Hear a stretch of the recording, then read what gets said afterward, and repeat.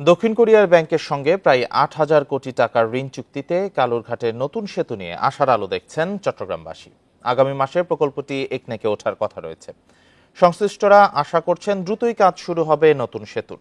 দীর্ঘ সময়ের জন্য ব্যবহার উপযোগী করে সেতুটি নির্মাণের পরামর্শ দিয়েছেন বিশেষজ্ঞরা। নগদের কাছে সব গ্রাহকই প্রিয়, তাই তো সারা দেশে ক্যাশ আউট চার্জ সবচেয়ে কম। চট্টগ্রাম নগরের সঙ্গে বোয়ালখালী ও পটিয়ার ৫ লাখের বেশি মানুষের যাতায়াত শতবর্ষী কালুরঘাট সেতু দিয়ে। সরু সেতুতে একমুখী চলাচলের কারণে অনেক সময় দুই পাশে আটকা পড়ে যানবাহন।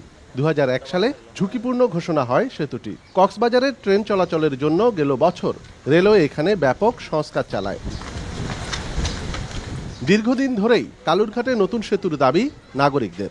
এজন্য রেলওয়ে ২০১৫ সালে নকশা তৈরি করলেও তা বাদ যায় একনেকে।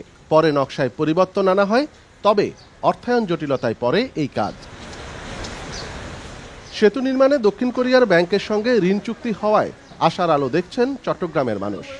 সারা বোয়ালখালীবাসীর এবং এদিকে যারা আছে বোয়ালখালীর শেষ হইতে প্রথম থেকে শেষ পর্যন্ত সবাই দাবি একটা ব্রিজ হোক। দক্ষিণ চট্টগ্রাম যারা পটিয়া অন্যান্য জায়গা থেকে যাচ্ছে, এই মানুষগুলোর জন্য এটা অনেক বড় পাওয়া।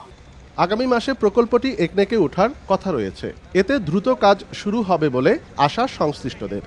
যারা আন্দোলনকারী, যারা সেতু প্রত্যাশী, যারা সেতু ব্যবহার করতে গিয়ে জানমালের ক্ষয়ক্ষতি হয়েছে, কদিন আগেও ফেরির সাথে ধাক্কা খেয়ে নদীতে পড়ে দুইজন লোক নিহত হয়েছে, তো তারা এখন আশার আলো দেখতে পাচ্ছি। লম্বা সময় ব্যবহারের উপযোগী করে এই স্থাপনা নির্মাণের তাগিদ দিয়েছেন যোগাযোগ বিশেষজ্ঞরা।